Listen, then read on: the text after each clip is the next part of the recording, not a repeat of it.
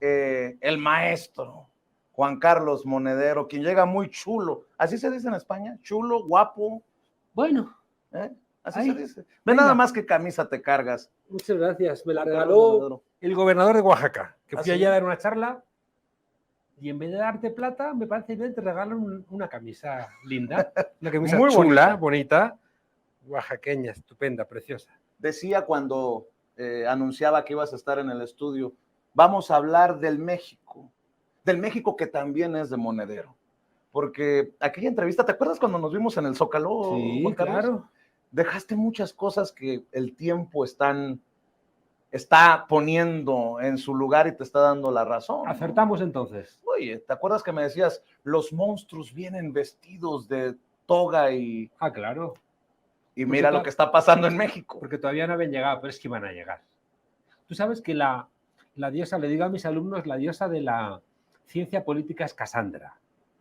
Casandra le pide a Apolo que le otorgue el don de la adivinación, que pueda predecir el futuro. Y Apolo le dice, de acuerdo, pero a cambio te tienes que empiernar conmigo.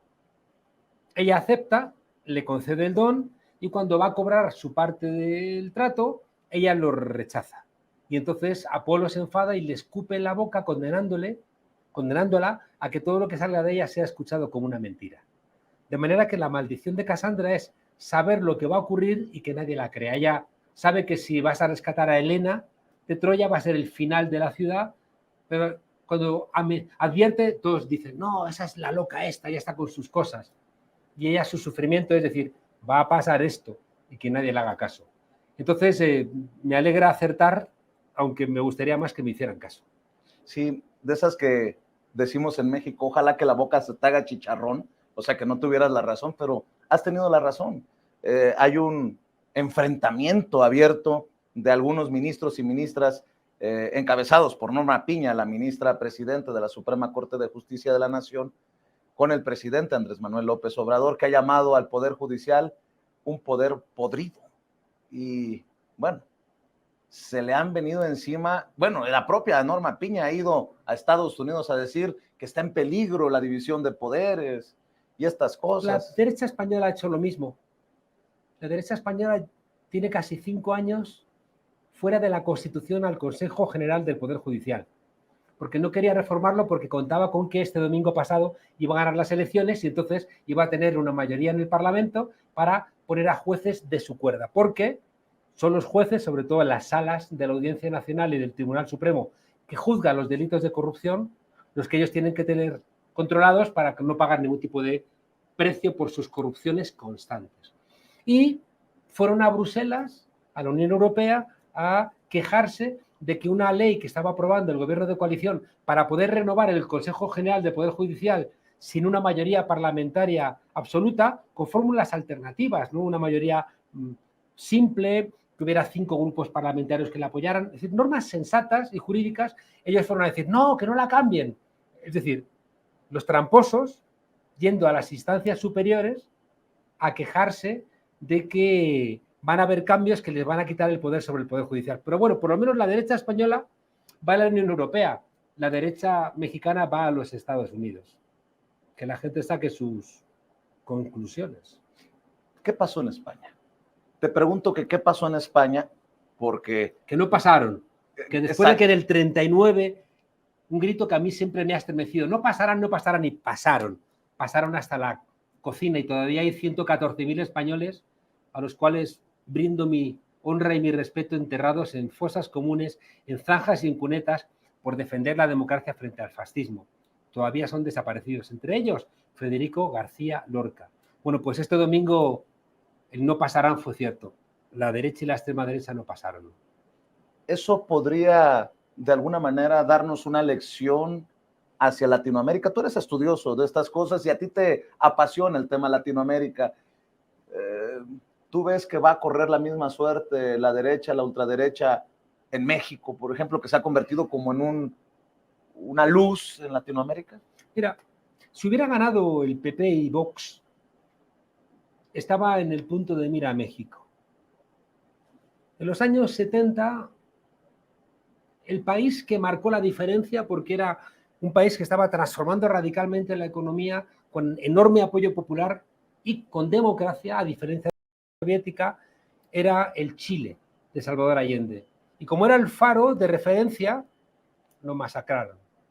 En los 90, el país que sacó a millones de personas de la pobreza, que creó la UNASUR, que juntó a los países latinoamericanos, que le plantó cara a los Estados Unidos, que marcó el nuevo rumbo, era Venezuela. Fueron a por ella. El país que ahora mismo marca rumbo en América Latina es México. Y por tanto, te diría que lo sé, aunque el futuro no está escrito, ¿no? Pero te diría que toda la tendencia implica que van a ir a por México. Ya lo han intentado, ¿eh? Cuando gobernaba Lula en Brasil, robaron las elecciones aquí, a López Obrador. Y cuando ganó aquí López Obrador, metieron en la cárcel a Lula. Es decir, el poder sabe que necesita tener fragmentado al continente. Necesita que los gobiernos de izquierda no ganen y cuando ganan, que no se puedan articular entre ellos. Porque es la única forma que tiene Estados Unidos de mantener el control continental, ¿no? Entonces va a utilizar todo lo que esté en su mano. Una intervención militar es complicada, porque Estados Unidos pierde últimamente todas las guerras, todas, desde Afganistán las pierde todas. Hace mucho daño, destroza los regímenes, pero luego termina perdiendo las guerras. Y por tanto no parece que sea sensato que la vía armada sea la que vayan a utilizar. Pero desestabilizar los países, vamos, pero sin ningún tipo de duda. Y los jueces, igual que antes formaban los Estados Unidos militares en la Escuela Mecánica de la Armada o en la Escuela de las Américas, ahora forman a jueces. Y esos jueces que reciben favores, reciben visas, reciben cursos, reciben invitaciones académicas, esos jueces son los que utilizan ahora para fragmentar, igual que también utilizaban a las ONGs, lo utilizan para intentar debilitar a los gobiernos de cambio. Después de escuchar al payaso de Vicente Fox, porque eso ha terminado, ¿no?, en un payaso, pero al final guía también del panismo que lo rescata. Después de escuchar a Xóchitl Gálvez, a Santiago Krill, después de ver a algunos ministros y sus declaraciones, ¿tú crees que hay riesgo de que cumplan eso de a la cárcel López Obrador? Lo pregunto porque sabemos que en el Poder Judicial están enquistados estos intereses. Y una de mis preocupaciones ha sido que para intentar desarticular este movimiento, que a pesar de que se vaya de la presidencia, se vaya del Palacio Nacional, seguirá siendo guía López Obrador de ese movimiento, el movimiento obradorista, pues la única que tienen es sacarlo del camino. Me hace gracia porque desde 2004 a mí la derecha me quiere meter en la cárcel. Y yo soy un humilde profesor de universidad, yo no tengo cargos, no me he presentado nunca a ningún cargo de elección pública, pero constantemente, tú verás, las redes sociales me quieren meter en la cárcel. En 2004 quisieron meter en la cárcel a López Obrador. Fue el 2004 el desafuero, fue 2006.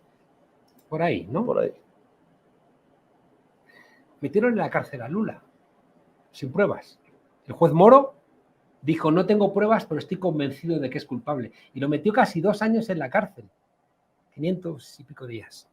Luego el Tribunal Supremo tuvo que dar marcha atrás, pero lo sacaron de la carrera electoral y colocaron a Bolsonaro, que también era un payaso, pero gobernó. El juez Moro se ha presentado a las elecciones, se ha sacado un curul de senador. Es decir, cuidado porque estamos en un momento de crisis del modelo neoliberal, ese modelo de apertura de fronteras, de los tratados de libre comercio, de la venta de los bienes públicos, de la desregulación de la economía, de la reregulación internacional a través de la Organización Mundial del Comercio, del Fondo Monetario Internacional, del vaciamiento fiscal de los países, ¿no?, para que los ricos no paguen impuestos, y de la mercantilización de todo. Fíjate, está en crisis todo eso contra lo que está luchando la 4T, porque todo esto que te he mencionado ahora mismo es contra lo que está luchando la 4T. Con el Tren Maya, con las refinerías, plantándole a Estados Unidos en su decisión de exportar como si no hubiera una frontera que marcase la soberanía de México, semillas transgénicas a través de Monsanto. Es decir, todo eso, ya digo, contra lo que está luchando el presidente López Obrador y la 4T, es lo que está ahora mismo en crisis en todo el mundo. El Fondo Monetario está haciendo documentos diciendo este modelo de la globalización no funciona, la pandemia nos enseñó que tenemos que tener una suerte de reindustrialización para tener bienes nacionales que no te brinda el mercado internacional. El calentamiento global, que me tiene muy preocupado, creo que es la gran amenaza, ¿eh? Creo que nos obliga a tener consumo de cercanía, ¿no? De eso que se llama de kilómetro cero, a empezar a pensar en transiciones energéticas. Bueno, todo eso ya digo que fue la base energética, de comunicaciones, militar, de la globalización, está en crisis. Pero esta bestia moribunda va a morir matando. Y no son ensoñaciones. Por vez primera en más de medio siglo tenemos una guerra en mi continente, en Europa. Una guerra absurda. Una guerra que no tenía que haber tenido lugar nunca.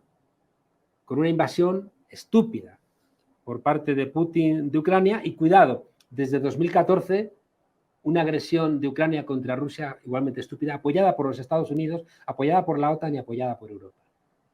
La conclusión de todas estas sumas de estupideces es que hay una guerra que siempre se encona y que sabes cómo empiezan y no sabes cómo terminan. Bueno, pues si el modelo neoliberal amenazado está en crisis y es capaz de llevar una guerra a Europa, donde algunos senadores norteamericanos han dicho no nos vendría mal un desenlace nuclear en Europa. Bueno, pues si eso ocurre, ¿por qué no van a intentar hacer todo el daño posible para salir de lo que ahora mismo Marx les amenaza, que es la 4T, que les está quitando los privilegios, que les han llevado a confundir a México con su rancho?